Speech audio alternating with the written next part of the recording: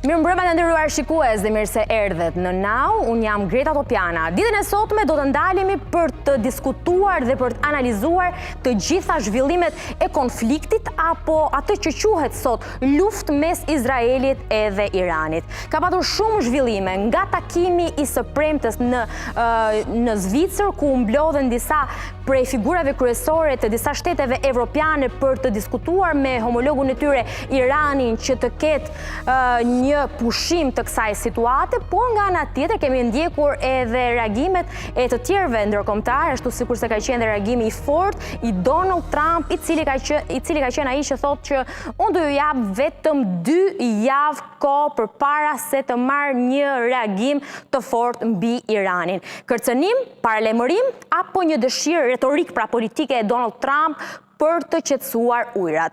Një tjetër moment tepër i rëndësishëm i kësaj jave ka qenë edhe Macroni, i cili reagoi duke kërkuar ndihmën e atyre që quhen avionët ushtarak Rafale. Kemi shumë gjëra për të diskutuar, por fillimisht më lini t'ju informoj se çfarë janë ata. Jo vetëm unë, por bashkë me mua do të jetë kolegu Eno Luarasi, i cili e përshëndes. Eno, faleminderit që na je bashkuar.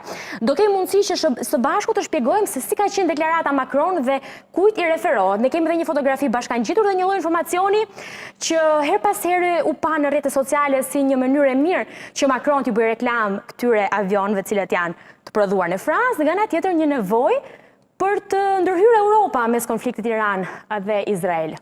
Po, sigurisht deklarata e presidentit Macron vjen në një moment ku situata është me të vërtetë e nxehtë mes dy vendeve Iranit dhe Izraelit, por prekosh Franca është duke tentuar të marrë protagonizmin përsa i përket dhe drejtimit të kontinentit europian, pasi dim që Gjermania ka një ushtri pak më të dobët, edhe pse është shumë moderne, po e ka ende të dobët, nuk e ka aty ku duhet për të qenë ajo lideri i vërtet i Bashkimit Evropian. Për të ndalur tek avionët Rafale janë avion të gjeneratës 4.5 quhen në gjuhën ushtarake, pra nuk janë ta gjeneratës 5 që është gjenerata e fundit e avionëve ushtarak, por gjenerata 4.5. Faktikisht këto lloj avionësh të prodhuar në 2006, prandaj e lidhet me këtë referim. Dhe ngritjen e parë të tyre në ajër e kanë bërë pikërisht nga aeroplan mbajtësia Charles de Gaulle, e cila është dhe anija aeroplan mbajtësia e vetme franceze e prodhuar në Shtetet e Bashkuara të Amerikës. Dhe është i klasit të Gerald Ford. Nuk ka përmasat e Gerald Ford, por është gjithashtu dhe ajo bërthamore si Gerald Ford. Faktikisht, avioni Rafale vjen me 3 modele, Rafale C, i cili është për ngritje toksore, Rafale B, i cili është me 2 vende, pra me 2 pilot, dhe Rafale M, i cili është për ngritje nga aeroplan mbajtëset, është dhe aeroplani i cili ka mundësinë për të mbajtur dhe armë bërthamore. Shumë funksional. Kur nisëm bashkë me Enon tek kësaj pyesja, si është cilësimi më i duhur? Është ai ushtarak apo luftarak? Më theni një farë mënyrë që është shumë dimensional, shumë përdorimesh. Në gjuhën ushtarake quhet një avion shumë rolesh, pasi është në gjendje të kryej një numër shumë të lartë të misionesh, si përgjuajtës në ajër, mbrojtje ajrore, bombardime ajër-tok e tjerë. Pra është një sulme kundër anijeve, parandalimi bërthamor, si kemi nxjerrë disa prej tyre, pra arrin ti bëj të gjitha. Ka shumë gjëra, prandaj quhet dhe avion shumë rolesh. Ky i duhet Europës? Faktikisht Europa, pra disa vende europiane, që është bashkëpunim Gjermani, Itali, Spanjë dhe Britania e Madhe, kanë avionin Eurofighter Typhoon 2000, është një nga avionët më modern në botë, dhe nëse bëjmë një krahasim, faktikisht Eurofighter ka disa avantazhe në krahasim me Rafale, është pak më i shpejt, ka manevrshmëri më të lartë në misione ajrore. Megjithatë, Rafale nga ana tjetër ka një kosto më të ulët mirëmbajtje, është për më shumë role, siç e thamë, është një avion shumë rolesh. Pra varet nga misionet dhe ajo çfarë shtetet duan. Ja, ta marrim misionin e qartë për cilin edhe është bërë dhe thirrja për Iran-Izrael.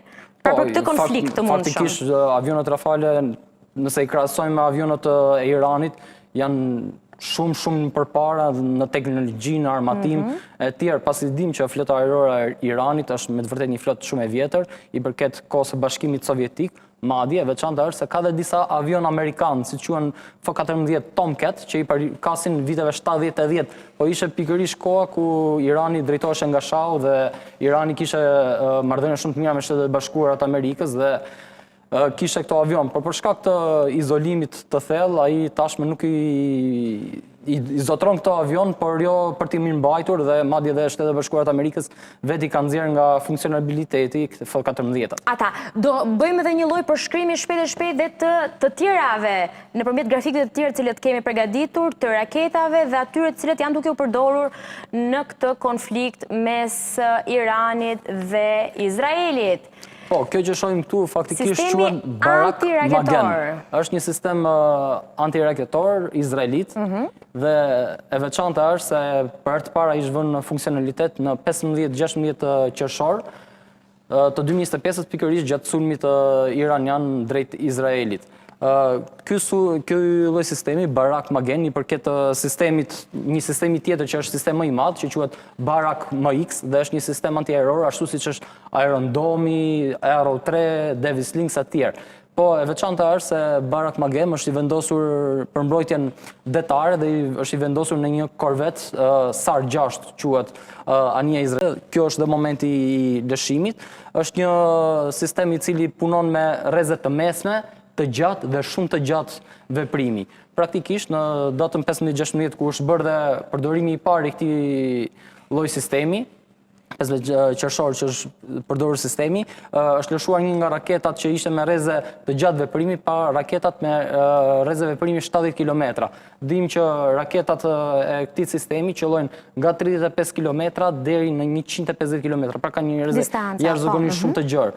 Bëhet fjalë se kanë rrëzuar 8 dron, kjo është një nga imazhet e goditjes së dronëve iranian, kanë qenë 8 dronë iranian të lëshuar dhe të 8 janë zgjesuar, nuk dihet modeli i dronëve që janë rrëzuar, por janë qelluar të gjithë duke u rrëzuar. Nga ky sistem izraeli. Ndërkohë shkojmë tek grafiku i tretë dhe i fundit dhe më pas do kemi mundësi që me të ftuarit të bëjmë një analizë të mëtejshme. Kemi raketën balistike me submunicione. Çfarë do të thotë, ku shërben, si shërben dhe sigurisht cilat janë specifikat kryesore në një konflikt, një luftë? Po, vetëm pak ditë më parë, gjatë një sulmi iranian, ku bombarduar dhe një spital në Beersheva në Izrael, ku u plagosën shumë persona, për herë të parë Irani përdori një nga raketat e tij balistike më moderne dhe bëhet fjalë për raketën Seil-2. Është një raketë balistike me rreze të mesme veprimi, por e veçanta e kësaj rakete është se është me submunicione. Çfarë janë submunicionet? Siç mund t'i shohim aty, ajo është testata e raketës Seil në këtë rast. Ato janë submunicionet. Do të thotë që testata brenda ka rreth 20 submunicione dhe sipas ushtrisë izraelite, ajo ishte pajisur me rreth 20 të tilla, secila me një peshë prej 2.5 kg dhe shpërthimi i saj ndodhi në një lartësi prej 7 km, çfarë bën shumë të vështirë për sistemet antiaerore izraelite për të interceptuar këtë lloj raketash. Ajo u hap në një distancë prej 8 km katror të gjitha predhat, duke shkaktuar dëme. Disa prej tyre faktikisht nuk kanë shpërthyer, por megjithatë ushtria izraelite thotë që këto lloj model raketash, pra ato me submunicione, janë në të vërtetë shumë të vështira për të rrëzuar. Pasi e veçanta e tyre është se në fazën terminale të tyre arrin dhe shpejtësinë maksimale, shkojnë 12 deri në 15 Mach. Pra është një shpejtësi që shkon gati 15.000 km/h dhe për sistemet antiraketore është me të vërtetë shumë e vështirë. Për mos llogaritur pasaj ku hapen dhe submunicionet që bëhet dhe ende dhe 20 të tilla që bëhet dhe më e pamundur për t'i interceptuar. Pra në një farë mënyrë ne bëm një përmbledhje të gjithë këtyre mjeteve ushtarake të përdorura apo të cilat kanë qenë po themi edhe në retorikën e përdorur mes liderave pika kyçe. Folem për avionet ushtarak Rafale, nga ana tjetër ndoqëm pak se si është krijuar dhe sistemi antiraketor i Izraelit dhe më pas pam edhe njërin prej armëve apo raketave që është përdorur nga ana e Iranit. Do kemi mundësi që bashkë me kolegun tim Eno, i cili bëri një shpjegim të detajuar teknik për të kuptuar dhe më pas edhe se si do të jetë edhe vazhdimësia e luftës nëpërmjet edhe këtyre armëve të përdorura, bashkë me kolegët e tjerë të cilët do t'i kemi në studio. Ndërkaq, përpara se të ftuarit të akomodohen në studio për të analizuar të gjitha zhvillimet. Fillimisht, ne kemi dashur që të sillim këndvështrimet e të gjithëve sa i përket luftës. Dhe shqiptarët me sa duket, një pjesë e tyre janë të shqetësuar. Kolegja ime Matilda Brahu ka dalë në terren dhe i ka pyetur shqiptarët jo vetëm për frikën e tyre sa i përket konfliktit, por edhe për ndërhyrjen e forcave të tjera. E ndjekim. Situata në lindjen e mesme ka arritur në një pikë kritike. Tensionet mes Izraelit dhe Iranit po përshkallëzohen, por Shtetet e Bashkuara të Amerikës ende po mbajnë një shëndrim të përmbajtur publikisht. Por, a do të ndryjnë Shtetet e Bashkuara të Amerikës nëse ky konflikt përshkallëzohet dhe çfarë peshe ka fakti që Donald Trump ka deklaruar se do të jeti prerë ndaj Iranit? Për këto dhe të tjera, kemi dalë për të pyetur qytetarët e Tiranës, të shohim se çfarë mendojnë ata. A kanë frikë ata nga një luftë e tretë botërore? Mendoni se Shtetet e Bashkuara të Amerikës duhet të ndryjnë nëse konflikti Iran-Izrael përshkallëzohet? Se kjo normale besoj, ndryrën e Amerikës. Nuk zgjidhen problemet me luftë. Problemet zgjidhen me bisedime. Po duhet patjetër shteti më i fuqishëm. Amerika është të ndërhyjë që luftrat pushojnë. Janë pra njerëz të pafajshëm. Që bëjë për paqe, nuk për luftë. Mendoni se nëse Trump nuk ndërhyn konflikti mund të përshkallëzohet edhe në rajon? Patjetër. Trumpi duhet të ndali, se është shteti fuqishëm. Amerika e bot gjithë me si të armët për lege bën. Ndash në Rusi, ndash në Ukrainë, për çfarë bëhet luftë. Amerika e bot gjithë. Mund të jemi në prag të një lufte të tretë botërore? S'besoj, nuk besoj. Nuk besoj. Keni frikë nga lufta? Jo. Në lufta, gjithë ka frikë, kush nuk ka frikë. Frikën e kanë gjithë. Kush e do luftën, asi se do luftën. Ne duam paqe. Mendon se mund të na prek edhe ne? Se di. A jemi në prag të një lufte të tretë botërore? Po. A keni frikë nga lufta? Jo. Cili shtet mendoni se është më i fuqishëm në armatime, Irani apo Izraeli? Irani.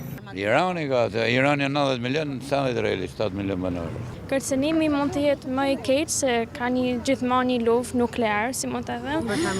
Për luftë, mendoj se jo. Mendoj se kjo është një si trigger që ka filluar gjithë bota me luftë, tani kjo mund ta shkaktoj. Kjo mund të jetë ajo luftë botërore që e fillon. Po nuk do me thënë që do filloj tashi, se bëri Irani. Do jetë si efekt dominosh. Edhe më duket se varet nga jeta perëndimore tashi, jo thjesht ato vendet me probleme. Ju ku jetoni? Në Amerikë. Në Amerikë. Mendoni se Donald Trump duhet të ndërhyjë ushtarakisht nëse konflikti Iran-Izrael përshkallëzohet më shumë? Më duket se nuk duhet të merret fare me këto vende, të jetë në një situatë shumë neutrale, shumë me paqe, se çfarë thot ai, domethënë ka dy anë shumë të theksuara, domethënë me histori shumë të thellësuar. Nëse ai shkon në këtë anën që është e gabuar, do e bëri edhe më keq. Mund ta bëj edhe më keq problemin.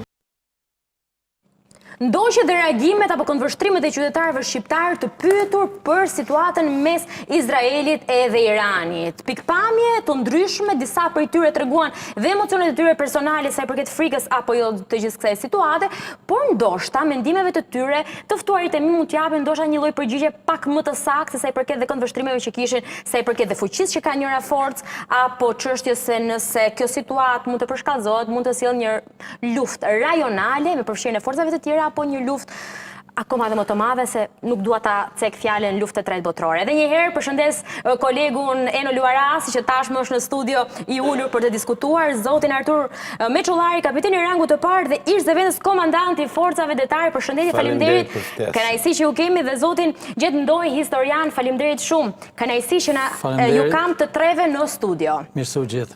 Mirë se na erdhet. Ndërkohë, pas pak do kemi mundësi që të kemi këndvështrimet e shqiptarëve tanë në Shtetet Bashkuara të Amerikës, në Rusi dhe në Izrael, për të patur mundësi për të komentuar. Ta nisim bashkë, zoti Meçullari, i ndoqët reagimet e shqiptarëve po ashtu për luftën. Të pritshme?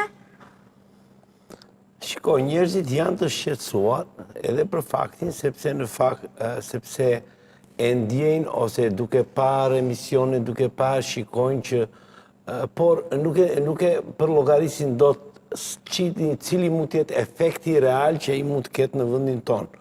Në gjykimin tim më i ndjeshëm ose më evident për një kërcënim ndaj Shqipërisë është lufta në Ukrainë se sa në midis Iranit dhe Izraelit. Kjo për faktin edhe të kapaciteteve dhe qëllimeve që kanë palët. Dhe këtu ka parasysh qëllimet e Federatës Ruse dhe qëllimet e Iranit. Nëse Irani ka qëllimet të kufizuara në rajon, Rusia ka qëllime më tepër të gjëra të cilat përfshin dhe Europën, ose të cilat i ka artikuluar që në datën 13 dhjetor 2021, e cili është dokumenti i bazë, ku kërkon ndryshimin e skemës sigurisë europiane. Pra, ky është objektivi final. Prandaj, dhe njerëzit janë të shqetësuar, natyrisht lufta nuk është e menjëhershme, nuk është imediat, nuk është kërcënim direkt, kështu që njerëzit duhet jenë të qetë. Të gjitha teoritë që nesër do filloj lufta pas nesër, domethënë duhet jenë të qetë njerëzit, pasi lufta nuk fillon në këtë mënyrë. A është një luftë kjo, sepse ne shpesh kemi përdorur, unë e përmenda dhe konflikt apo luftë në varësi dhe të emërtimeve që merr. Është kjo një luftë?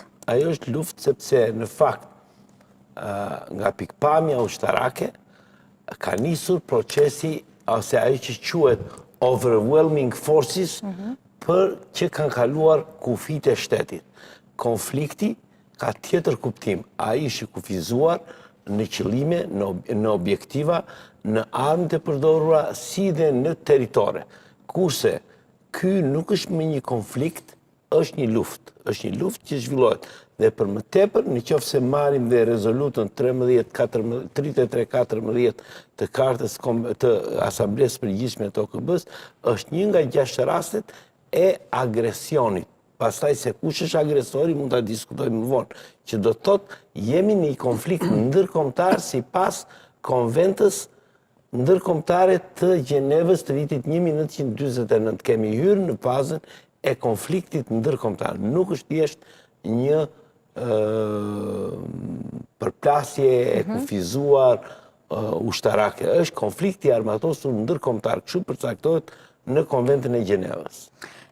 Zotin Ndoj, ne po diskutonim pak më përpara teksa po komentonim dhe qytetarët, dhe nëse nuk e bojmë një pjesë të tyre, po e konsideronin që Irani ishte disi më i fuqishëm, besoj kishte fjalën ushtarakisht dhe edhe prishmëria e qytetarëve të shkretën shfitoi Irani. Kjo në fakt ka buron nga historia jonë. Uroj të fitoj paqja, jo të fitoj njëra forca apo tjetër. Qytetarët janë shumë të sinqertë. Dhe sinceriteti i tyre shpreh atë dramë që kanë shqiptarët sot.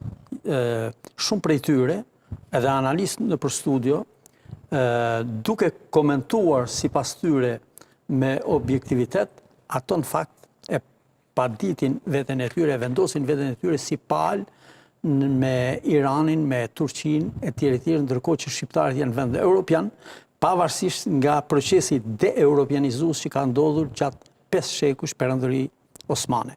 Si në kuptimin kulturor, fetar, etnik e tjerë, kanë pësuar dhe kjo psikologjia e qytetarëve është një psikologji e njerëzve të sinqertë, por që fatkeqe që ata nuk kuptojnë, po s'duan ta kuptojnë, sepse nuk e ndjejnë palë veten me perëndimin, po ndjejnë disa, jo të Pse gjithë. lidhin veten e tyre në Sepse aspektin fetar, thonë ajo ju? që ju thashun, pra ka ndodhur një proces dhe europianizimi tek shqiptarët për 4-5 shekuj në perandorinë osmane, si në aspektin kulturor, fetar, edhe në shumë aspekte. Dhe sot, paradoksi më i madh i shqiptarëve është kjo.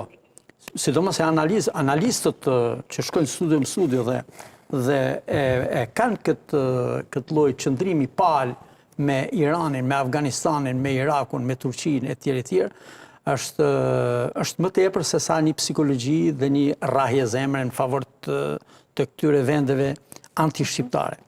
Dëmi më i madh që ju ka shqiptarët ju ka pikërisht nga lindja. Ndërsa shqiptarët këtë pavarësi, këtë stad pavarësimi dhe shtetformimi që e kanë nga europianet, pavarësisht nga sjellja e tyre e pa merituar pro-europiane. Kujtojmë këtu në pak, po futëm shumë pak në histori, kërëngritja e Haxhi Xhamilit nuk ishte gjë tjetër veç se një reagim i shqiptarëve, një reagim anti-europian i shqiptarëve. Dhe kjo vazhdon edhe sot e kësaj dite. Është e papranueshme që shqiptarët sot trashtohen me lindjen islamo-arabe, ndërkohë që dua vetëm të flasim ndoshta për një opinion, po flas për ato shqiptarë, një kampion mos saktë që ne kemi marrë. Për ato shqiptarë, sepse këtu nuk ka vetëm opinione, këtu ka mobilizime shqiptarësh që shkojnë në luftra në lindjen e afërt, në lindjen e mesme dhe për ka shtetësisit e ku diun, do të thënë janë karburant për përpjekjet e tyre anti-europianiste, përpjekjet e këtyre shtetit. Zoti ka një replik për ju apo le ta bëj replika, diskutim konstruktiv do bëjmë në 8-4 këtu, po. Zonja Topiana, problemi është ky, që shqiptarët nuk duan ta dinë që shumë pak kohë më përpara ndërhyrja Zotin qiell e Amerikan tokë përftoi dhe krijoi një shtet të dytë shqiptar, dhunshëm, duke shkel gjithë praktikën ndërkombëtare kundër Slavo-Serbisë dhe solli lirinë e një shteti dhe themeloi shtetin e dytë shqiptar në Ballkan. Apo një gjysmë shtet shqiptar, siç është Maqedonia, me ato që u themeluan në marrëveshjet ndërkombëtare dhe kryesore ka qenë që kodifikoi e rregulloi edhe ndërkombëtarisht ka qenë marrëveshja e Ohrit. Pra shqiptarët po shirohen nga europianët, ndërsa sjellja e tyre vazhdon, e shumë prej tyre, e pa falshme kjo mendoj unë, vazhdon të jetë sjellja, vazhdon të jetë të jetë turko-arabo-islamike. Kjo ka atë shpjegim që ju thash. Ka ndodhur procesi i de-europianizimit dhe në radhë parë në ndërgjegjen dhe në kulturën shqiptarëve ka ndodhur ai proces de-europianizues. Kjo nuk ka si shpjegim tjetër. Ndërsa të tjerë që janë nivel që e kuptojnë dhe nuk e harrojnë investimin që ka bërë Amerika dhe Europa për Shqipërinë, pavarësisht nga sjellja e shqiptarëve, në favorin e shqiptarëve, dhe sjellja e tyre atje pastaj lën të diskutohet, unë them jo për shkak të nivelit tyre, por për shkak të influencave dhe për shkak të ndikimit pro tyre, duke shërbyer edhe tinzash, edhe nënta, edhe ilegalisht, edhe pse jo, edhe publikisht. E vërtet ata të dalin sipërfaqe, sepse kjo luftë ndër gjithë dëmet që shkakton një të madhe e sjell. Do të thënë, e vërteta do të hapet. Dhe shqiptarët dhe gjithë bota do të shoh me rënien e Iranit që janë gjasat që të bjerë, një shteti mesjetar, mesianik, jo vetëm anti-europianist, po një shtet mesjetar në kuptimin feja. Irani dhe gjithë strukturat që krijoi, militare që krijoi kundër Izraelit, e bën me fajt të plot dhe pra për te asaj që ne jemi Europian, ne du t'jemi këtu, du t'jemi me Amerikën, me Europën, pra Shqipëria du t'ke qasje pro-Izraelit, thoni ju. Pa tjetër, Izraeli në mënyrë indirekte, vetëm ata që s'duan ta kuptojnë, në mënyrë indirekte po kontribon hiq pjesën e teprimit që kanë Gaza. Ishte Izraeli që sulmoi. Që kanë Gaza. Gaza, për shembull, përveç të drejtës që ka kjo pjesa goditës Hamasit, që ishte një organizatë mirëfilli terroriste, instrument duhen parë ndryshe, pra Palestinë, Izrael ndryshe dhe Izrael, jo në kuptimin e goditës, po në kuptimin e teprimit tek popullata civile, natyrisht nuk mund të jem dakord, ndërkohë që Irani, rënja e do të jetë një çlirim, jo vetëm i ankthit të Izraelit dhe i vendeve të tjera në rajonin e lindjes mesme, po edhe për Europën. Aty është djepi ku rriten terroristët në gjithat hapësirë dhe e fundit, strofka fundit e tyre, ka qenë dhe vazhdon të jetë Irani me satelitë e tij Hezbollah, Houthi në Yemen edhe në Gaza, në Palestinë që është Hamasi. Zoti Meçollari, unë e cilësova replik, një koment besoj për të që po thoshte në fakt një dhe do të mbështetje ndoj. edhe nga pikpamja politike. Shiko, një konflikt i armatosur siç është, po themi, Iran-Izrael ka shumë aspekte, ka aspekte ekonomike, aspekte sigurie, aspekte ligjore, aspekte humane, ka aspekte ushtarake, tjera, por një është elementi thelbësor i cili në fakt ravizon qëndrimin e shtetit, është qëndrimi politik. Pra, qëndrimi politik i shtetit do të varet nga interesat kombëtare të shtetit, nuk do të varet nga element. Ky është element i bazë. Dhe kur flasim për qëndrimin e shtetit shqiptar në lidhje me konfliktin iranian, shteti shqiptar ka mbajtur qëndrim politik në përputhje me interesat kombëtare të Shqipërisë, në lidhje me aleancat, interesat, historinë apo dhe elementë të tjerë. Pra jemi në një, por ky qëndrim i shtetit shqiptar është një qëndrim të cilin duhet ta përkrajnë të gjithë ata që merren me analizën e çështjes. Njeriu, ai që merret, që është publik, duhet të jetë dhe politik. Dhe kur flasim për të qenurit politik, kam parasysh që analiza duhet të përputhet me interesat e sigurisë, me interesat, me objektivat kombëtar të shtetit. Pra do të thotë që pavarësisht analizave të veçanta, në fundit qëndrimi politik duhet jetë në përputhje me interesat e shtetit. Dhe kjo nuk ka lidhje se kush është qeveria në pushtet. Nuk ka lidhje. E ndoqët reagimin e zotit Begaj, presidentit të Republikës së Shqipërisë lidhur me konfliktin, me që nuk po e lidhim me qeveria, e lidhim me presidentin. Unë ndoqa presidentin. reagimin e ministrit jashtëm, i cili ishte një qëndrim korrekt. Qëndrimi i presidentit Begaj është i diskutueshëm në mënyrën se si u artikulua, kurse qëndrimi i ministrit jashtëm ishte më korrekt në lidhje me qëndrimin. Por, përveç kësaja, duhet të jemi koherent në lidhje me zhvillimin e ngjarjeve. Shiko, njerëzit mbajnë mend që para 9 ditësh Izraeli goditi Iranin. Dhe këtë e quajnë agresion. Nuk është, apo është? Natyrisht që nuk është. Pse? Sepse në fakt agresioni ka ndodhur në datën 7 tetor 2023. Po të mbani më, ne duhet i kthehemi mbrapa historisë. Për të kujtuar shqiptarët është momenti ku Hamasi goditi një festë në Izrael. E data 7 tetor e viti 2023 është një agresion, një akt terrorist i kryer nga një organizatë si Hamasi, më pas u kryer nga Hezbollahu dhe më pas u kryer nga Houthi. Të tre këto organizata janë proksi të Iranit. Pra, akti agresionit të Iranit ka ndodhur në datën 7 tetor. Po edhe Hezbollahu është goditur më vonë. Hezbollahu goditi në të njëjtën ditë, një ditë më mbrapa se Hamasi. Një ditë më mbrapa. Houthi goditi një muaj më mbrapa.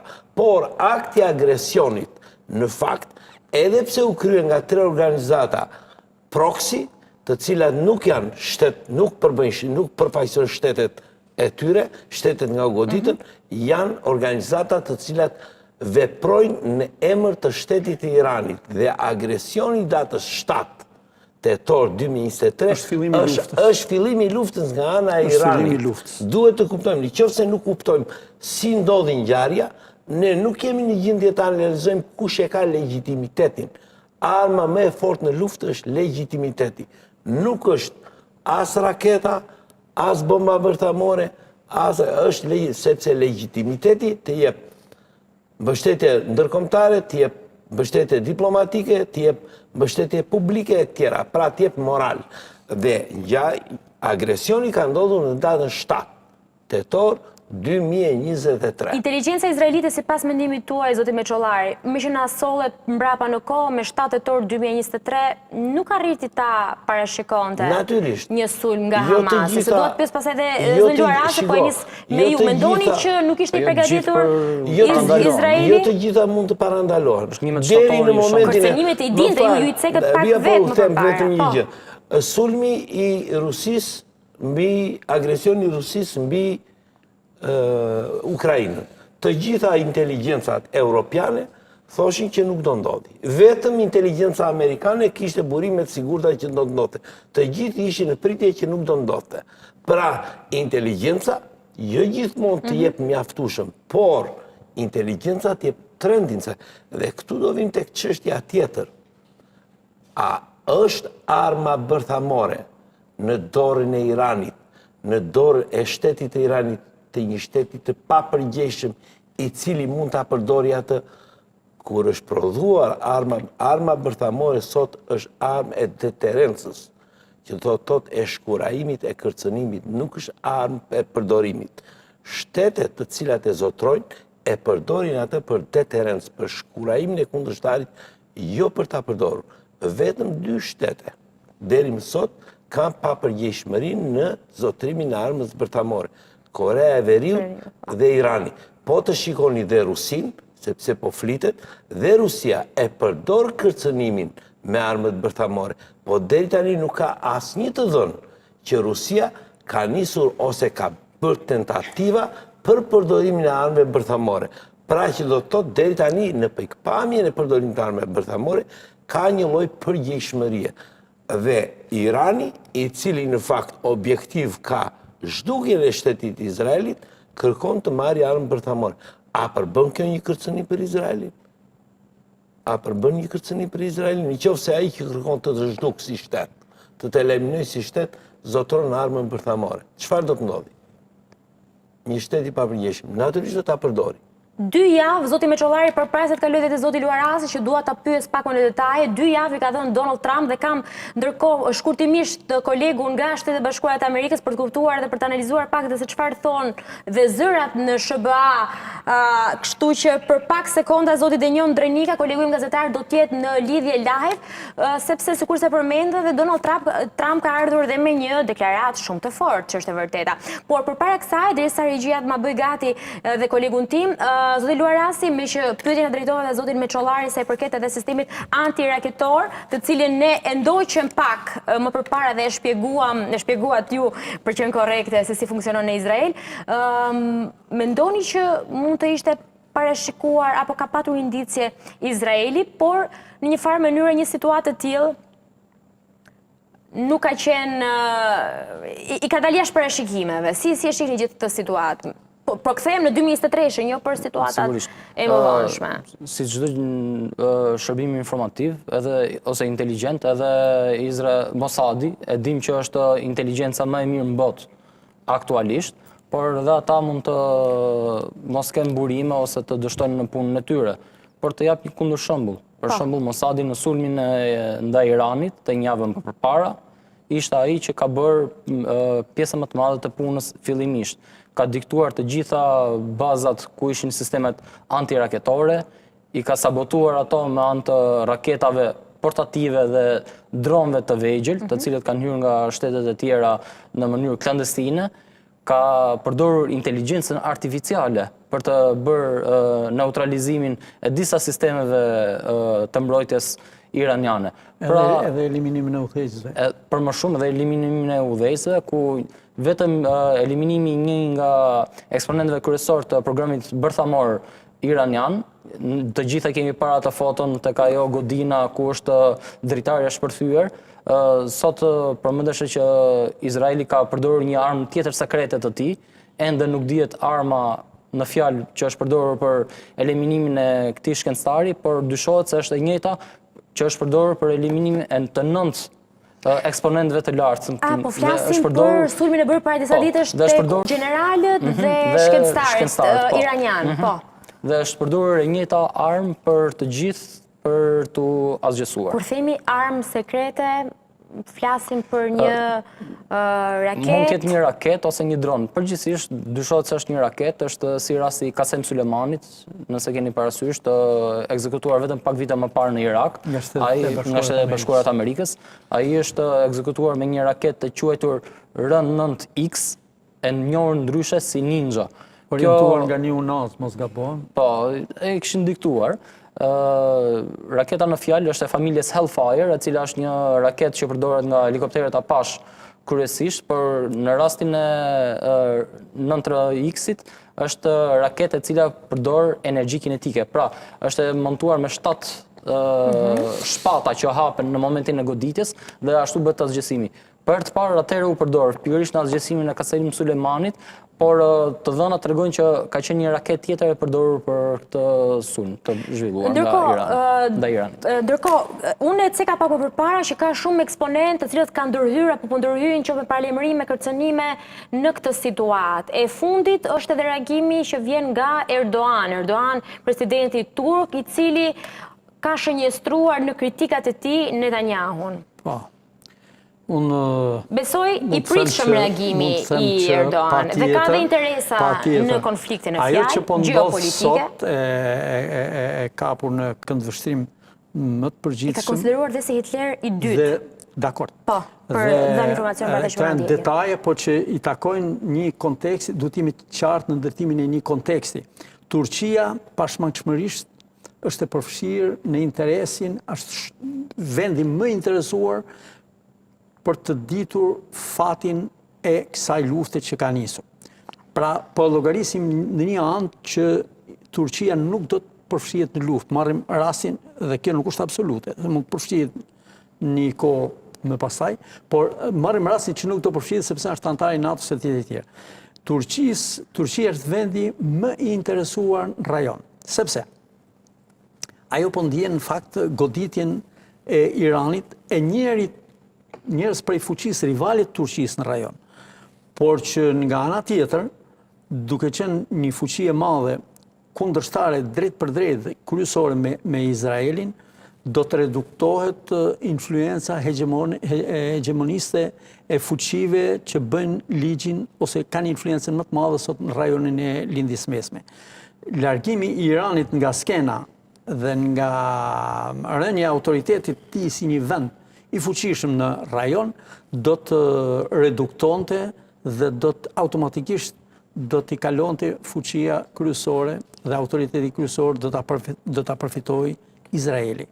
Kjo është në dëm të ekuilibrave në rajon, kjo është në dëm të Turqisë, Turqia ka probleme të kurdëve, Turqia ka probleme edhe influencë në rajon, në fakt kurdët, duke i patur kundër, duke qenë kurdët një popull që kërkon të ketë shtetin e tij, ka vite që përpiqen ata, e ka mbytur deri diku lëvizjen kurde në Turqi, por nuk ka mbytur dhe nuk mund të mbajë kurdët që janë në mënyrë të pandërprerë në të njëjtin territor etnik të tyre, nga Turqia, Irani, Iraku, Siria, deri në një pjesë të vogël të Libanit.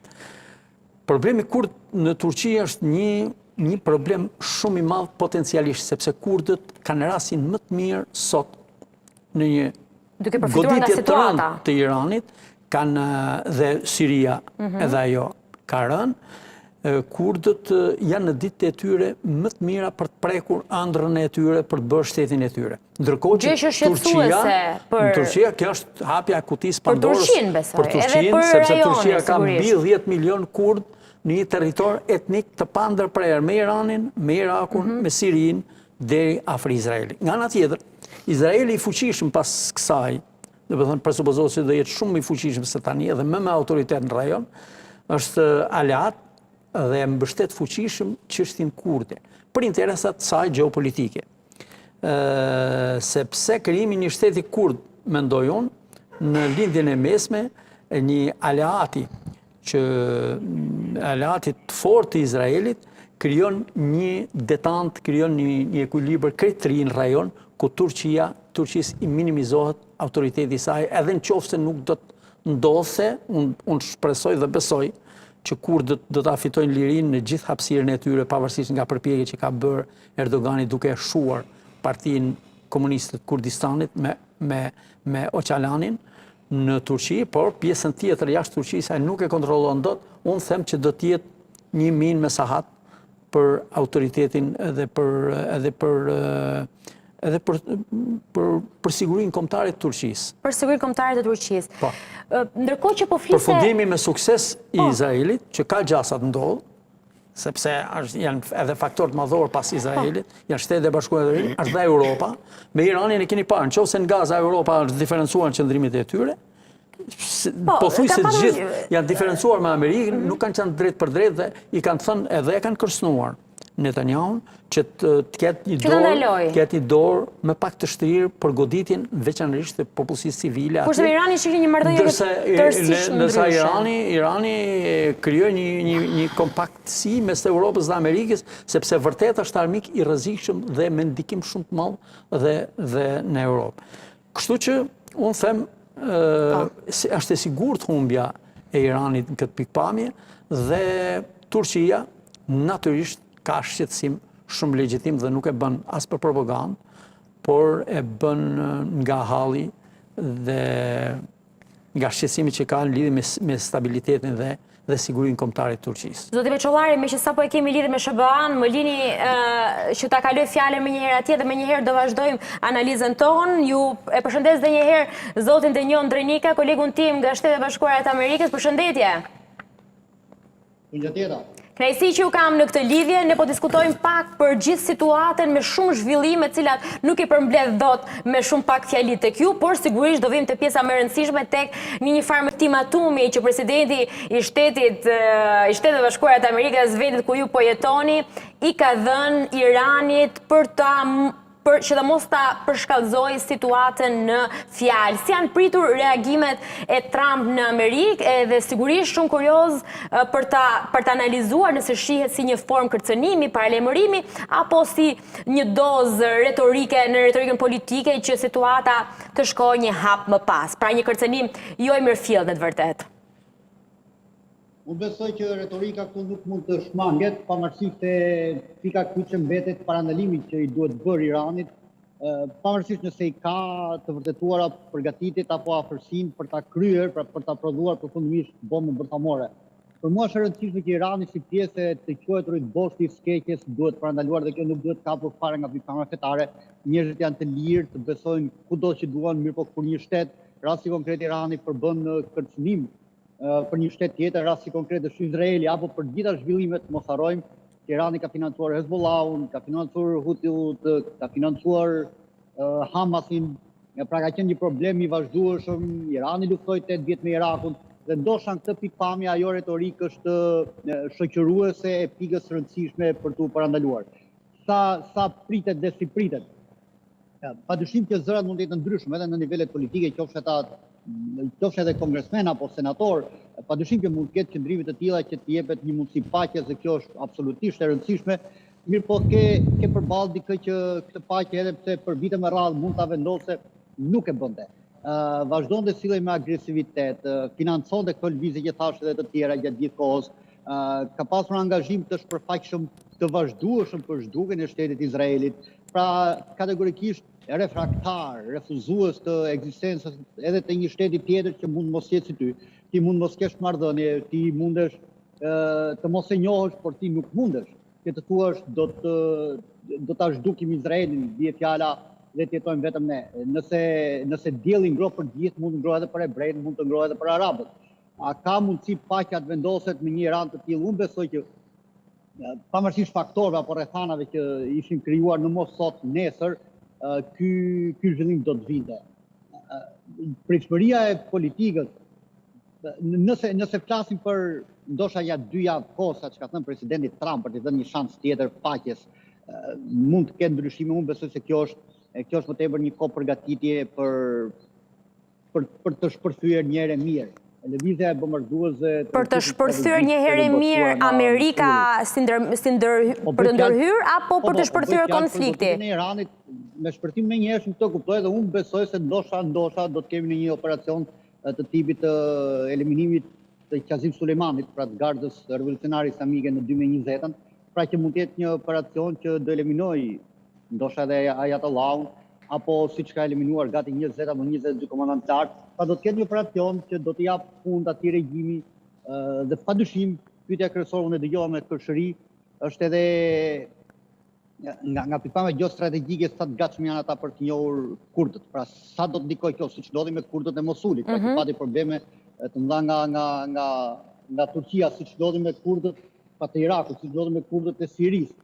Pra ka raporte të tilla që e cënojnë gjeostrategjinë në terren, pra që ti mund të prekësh një lat tepër të rëndësishëm siç është Turqia. Pra do ta vësh Turqinë përballë siç e vure në Irak me kurdët, ashtu edhe në Siri do ta vësh përballë edhe kurdët e Iranit. Ata janë një popullat i shtrinë në gati 5 apo 6 shtete në atë zonë. Një qendër e rëndësishme është Diyarbakiri në Turqi, pra kurdët e vetë Turqi. Pra është një raport i vështirë për ta gjetur nuk po them për të kënaqur, por për të garantuar mbështetjen e Turqisë një faktor i rëndësishëm. Për të mos thënë më i rëndësishëm në atë zonë dhe që për fat keq, për shkak të sjelljes vazhdueshme të Iranit, ka këto pasoja. Nëse Irani do të ishte sjellë ndryshe, nëse Irani do të kishte një garanci forta për zhvilluar një program të tij bërthamor për qëllime civile, padyshim, një pas kush nuk ka këtë garanci. Pa e pasur një bombë bërthamore, pa pasur përgatitje të tillë të lartë, dhe Ahmadinejad, pra ish presidenti, ka qenë më i hapuri në synimin e Iranit për të zhdukur shtetin e Izraelit, pa mendosur sikur edhe ata ta kenë domosdoshmërisht rreziku dhe frika e palës tjetër është e rritur. Urrëtia dhe trashëgimia që në linjën e mesme kanë për njëri tjetrin, kjo si për arabët ashtu edhe për hebrejt. Dashu për dashu, pavarësisht se kush e ka fajin më shumë dhe kush e ka më pak. Dashu për dashu, kjo prodhon shtresa shqiptërore që nga fëmijëria dhe në nivelet e larta të politikës më pas armë miqësore, pra që përjashtojnë paqen, që nuk e shohin paqen si mundësi për fituar bashkëri. Pra, përmbledhas, unë besoj se një operacion mund të jetë i afërt, të pak nga rrethanat, nga lëvizja bombarduese strategjik, urtoi deri në 6.000 milje pa furnizim. Janë të aftë të furnizojnë disa avion njëherësh, janë të aftë të mbajnë bombën përbindësh pra atë që ja kanë vetëm Shtetet Bashkuara dhe që godet në thellësi më shumë se 30 metra në tokë, pra që ka disa shtresa të shpërtimit, pra përveç goditjes, ka edhe shpërtim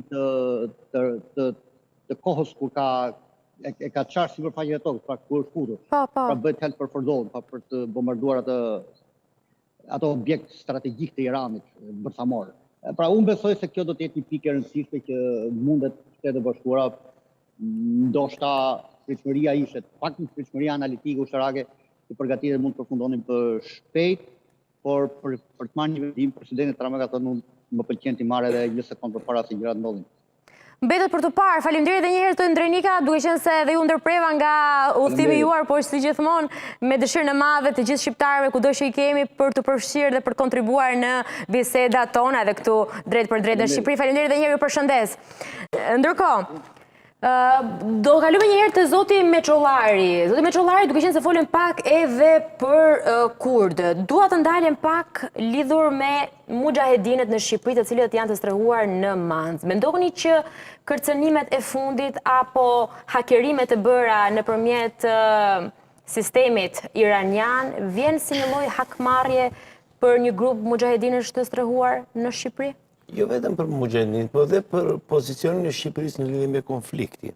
Po kryesisht mujahedinët janë një arsye fort që ata të reagojnë siç ka pasur dhe reagime më përpara, kur prerën marrëdhëniet midis Shqipërisë dhe Izraelit. Por njerëzit duhet të jenë, sepse unë kam dëgjuar dhe Iranin, më fal. Njerëzit duhet të jenë të qetë sepse Irani nuk ka kapacitete të godasin Shqipëri përveç se në rrugë kibernetike. Më thënë, teorit që rrezja e veprimit më e madhe që ka një raket iraniane është 2500 km që arrin në kufijtë e Greqisë. Pra, do më thënë, çdo lloj teorie që ne kërcënohemi, nuk kërcënohet Shqipëria përveç se në rrugë jo konvencionale nga Irani. Nuk kërcënohet në rrugë konvencionale. Prandaj duhet pasur kujdes edhe kur flitet, sepse në fakt njerëzit janë sensitiv, s'ka nevoj për të krijuar panik kur nuk ekziston paniku, kur nuk ekziston kërcënimi. Duhet shumë kujdes. Domethënë në këtë rrezja më e madhe është 2500 km, është rrezja më e madhe është një raket balistike hipersonike që ka kapacitetin maksimal të Iranit. Pra, në këtë mënyrë, Shqipëria nuk është e kërcënuar absolutisht nga Irani, pavarësisht se ne kemi opozitën iraniane në Shqipëri, që janë mujahedinët, që në fakt është një problem midis dy vendeve, që mund të krijojë probleme nga pikpamja e luftës kibernetike, mund të krijojë problem, por kjo nuk do të thotë që do të ketë probleme me sigurinë e vendit. Jo, vendi është i sigurt nga pikpamja e luftës izraelito-iraniane. Që është një pikë e rëndësishme ndoshta edhe për të qetësuar ata që janë frikë. Më shumë do friksohemi Rusisë për impaktin në rajon. Jo një kërcënim direkt, po kërcënim perspektive, e cila do të varet nga rezultati i luftës në Ukrainë. Pra, kërcënimi do të varet, dhe nga i Rusisë do të varet nga rezultati i luftës në Ukrainë. Nëse Ukraina fiton, kuptohet Shqipëria dhe vendet e tjera nuk janë të kërcënuara. Kërcënimi i Shqipërisë nga Rusia është pjesë e kërcënimit të gjitha vendeve europiane, nuk është kërcënimi individual, dhe e gjitha do të varet nga rezultati i luftës në Ukrainë. Ashtu sikurse në gjykimin tim, nga rezultati i luftës në Ukrainë do të varet dhe ardhmja e Kosovës. e ardhmja e Kosovë, po bën 3 vite nëse nuk gabohem nga konflikti Rusi-Ukrainë. Kemi parë Putin që ka dëshirë të negociojë në aspektin diplomatik në situatën mes Izraelit dhe Iranit. Besoj keni ndjekur deklaratat e tij, pak kontradiktor për situatën, por nga ana tjetër një lider i konsideruar i zgjuar në marrëdhënie ndërkombëtare për interesat e tij personal, kuptohet, jo për interesin rajonal.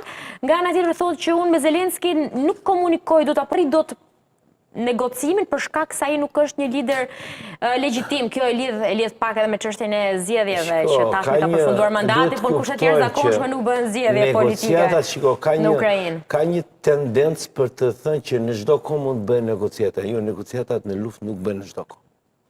Domethënë kush pretendon që në çdo kohë, në çdo fazë të luftimit mund të zhvillohen negociata, mund të zhvillohen për element humanitar, për anë pushim të përkohshëm, por nuk mund të zhvillohet për përfundimin e luftës. Përfundimi i luftës vin, ose negociatat përfundimin e luftës vin në momentin që një nga palët i thyet morali për të luftuar. Pra, jemi në situatën që as Rusia, as Ukrainës nuk i shtyr morali për të luftuar. Një, e dyta, Putin kërkon të hyjë në negociata sipas kushteve të tija. Jo, nuk ka mundësi, sepse nuk është viktima, është agresori në një luftë, agresori në përfundim të luftës duhet të mbajë përgjegjësitë e tij ligjore, siç është agresioni është krim ndërkombëtar, ka kryer veprime, ka vrarë civil, që është në ndjekje ndërkombëtare, që është në kërkim ndërkombëtar, duhet të dëmshpërblej Ukrainë për të gjitha dëmet që i ka shkaktuar. Dëmet financiare, është detyrim ligjor, që duhet ta ketë Putini. Por po të shikosh deklaratat e Putinit, një nga pikat që të bën përshtypje është që mbas lufte nuk do të ketë reparacione. Është pika e 7 ose e 8. Pra, ai e di shumë mirë që duhet të paguaj. Du ta nisë dhe nuk jam shumë dakord, vetëm një pikë, përgjithsisht jam dakord dhe respektoj. Po, edhe kur nuk bini dakord, vazhdoni respektoni dhe zoti Veçallari. Por nuk jam dakord me mendimeve tjera. Komandanti merret dhe fokusohet dhe është shumë e rëndësishme drejta ndërkombëtare dhe i momentin që fillon dhe shkallmohet në një farë mënyre rendi politik ndërkombëtar, është duke u shkatruar për ditë më shumë dhe ajo dispozitat ligjore ndërkombëtare e tjerë sot janë më anash se asnjëherë tjetër dhe ka një tendencë për t'i neglizhuar ato. Lufta nuk është gjë tjetër përveç se shenjë e kësaj prishje të raporteve ndërkombëtare. Bota sot, vërtet, unë nuk e besoj. Unë nuk e besoj që do të ketë luftë tretë botërore, por procesi që zëvendëson luftën e tretë botërore për ndarjen e botës ka nisur. Ka nisur që me Kosovën, ka nisur që me Krimen, pastaj kaloi një stad më të thelluar dhe më agresiv me pushtimin e Ukrainës dhe tani në lindjen e mesme, domethënë lufta ose procesi i rindarjes botës është futur në një hulli pa kthim. Dhe shumë shpejt, tendenca. Shumë shpejt. Tendenca. Kosova për shembull është problemi të kaluar dhe nuk ka pjesë e këtij procesi. Thjesht mendoj unë, thjesht në marrëdhëniet dhe marrëveshjet ndërkombëtare që do bëjë Amerika me Federatën Ruse, nuk e di me Kinën, do të jetë edhe me Europën, natyrisht edhe me Europën, do të jetë për të vendosur dhe për t'i dhënë legjitimitet asaj që ka ndodhur. Kosova është shtet sovran, Serbia, sipas meje në Ballkan nuk do të jetë derivat i politikave të jashtme ruse, të Federatës Ruse, por do jetë përfundimisht vend i Bashkimit Evropian. Ukraina do sakrifikohet, sepse Rusia do marrë diçka, do lëshoj, unë mendoj që do lëshoj më shumë, sepse pse bëhet rindarja botës? Rindarja botës bëhet sepse një palë shtetësh janë rritur dhe natyrshëm për shkak të forcës tyre pretendojnë të kenë hapësira më shumë, ndërkohë që shtetet që kishin hapësirat e mëdha, siç ishte është klasike kjo, ish Bashkimi Sovjetik, sot Federata Ruse, nuk mund të ketë ato dominione, ato ndikime që ka patur. Dhe do të rrudhet. Në Ballkan, Rusia nuk do të ketë më punë. Shumë shpejt nuk do të ketë. Nga ana tjetër, Amerika do t'i japë. Kërcenim pasojën që nuk ketë në rajon, jo drejt për drejt. Dhe pasojat jemi 100 e pak vite nga rindarja e madhe botës që është bërë në luftën e madhe, që është quajtur lufta parë botërore. Në luftën e dytë botërore, fuqitë e mëdhaja që ishin iniciator për shkak të rritjes tyre me pretendimin për të patur më shumë influenca në botë, siç ishte Bosni, Rom, Berlin, Tokyo, nuk arritën, humbën, por rindarja e botës përgjithsisht nuk ndodhi.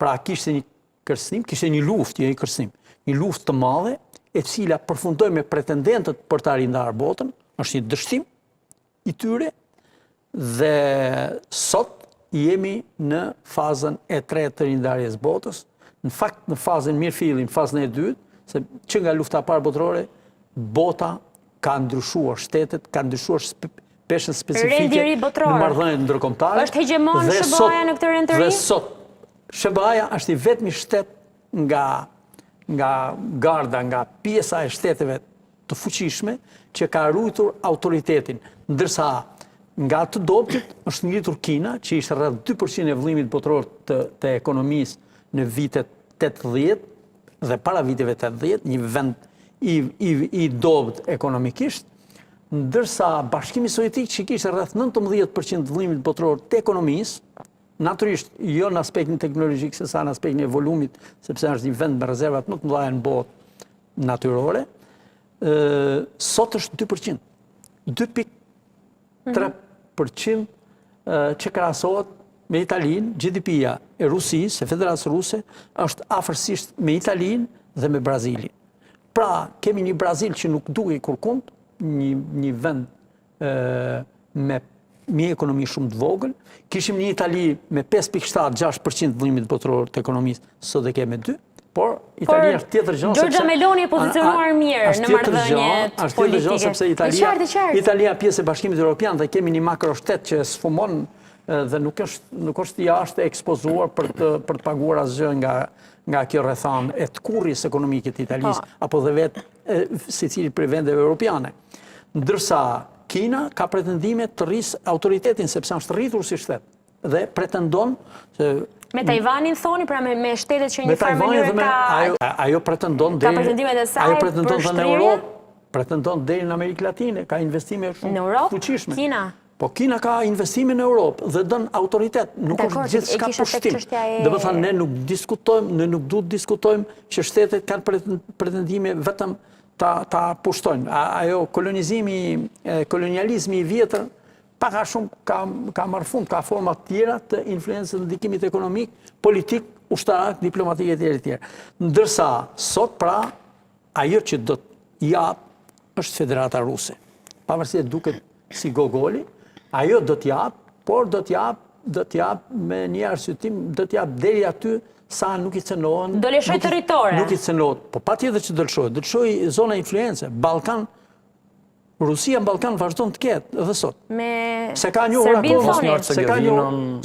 Kosovën, s'ka njohur ndryshimet para që i bëri NATO-ja dhe Shtetet e Bashkuara të Amerikës, nuk natyrisht ka ndikim të fortë në Bosnjë, në Republikën Serbska të Bosnjës, ka ndikim të fortë në Serbi, ka ushtarin e saj, por me sa duket në të kanë ecur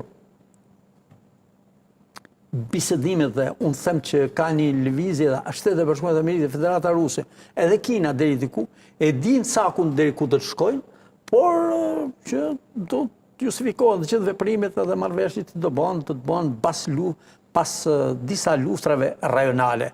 Rajonale që do të jenë, sot jemi në luftë, për të... Kur thoni rajonale, kërcënimin e kujt?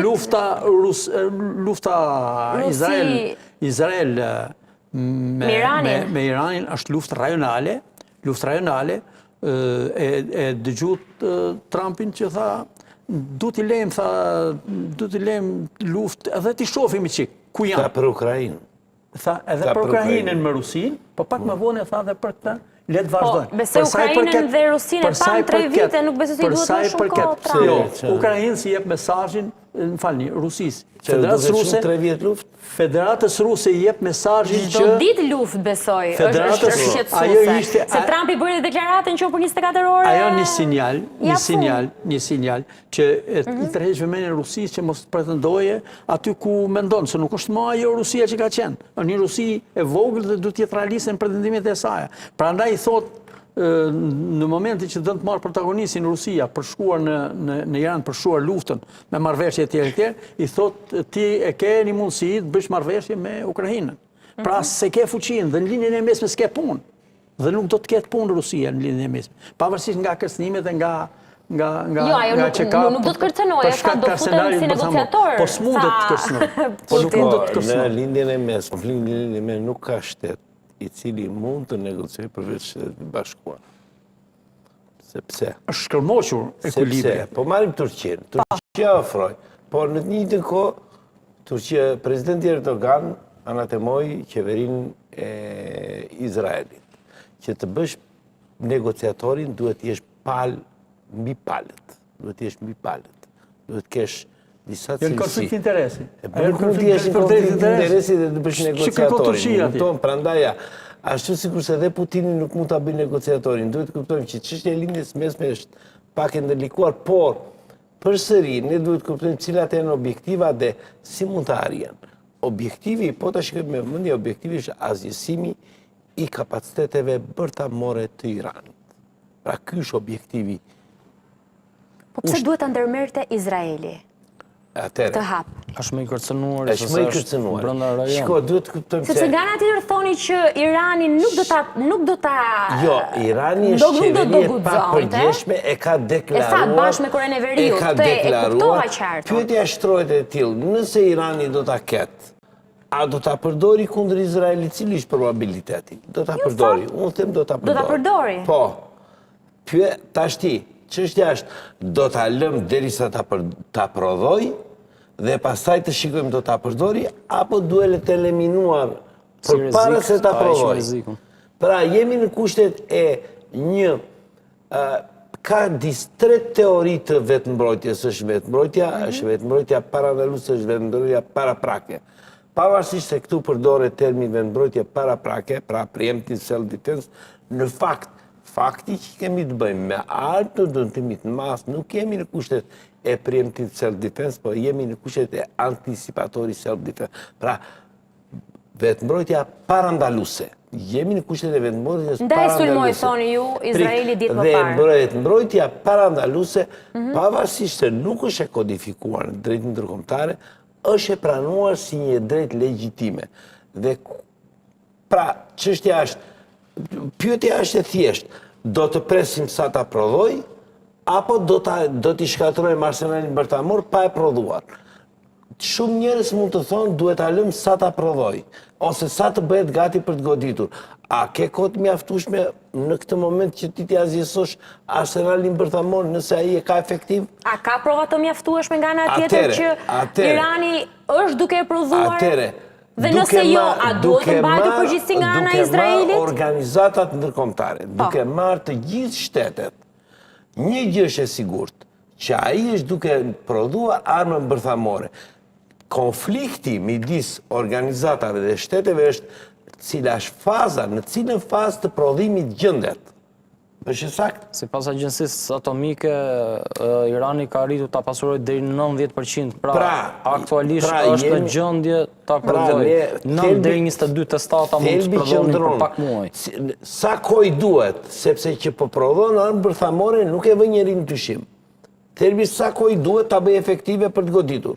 Atëre vetëmbrojtja koha për të pritur kam mbaruar. Kam mbaruar një. Edhe unë them nëse ashtu më falo, nëse Trump thot ke 2 javë kohë, i thot Iranit që tulesh në bisedime dhe në bisedime do vish pa kushte fare, pra do t'ja diktoje dhe do i thojë ai se çfarë duhet për të nënshkruar.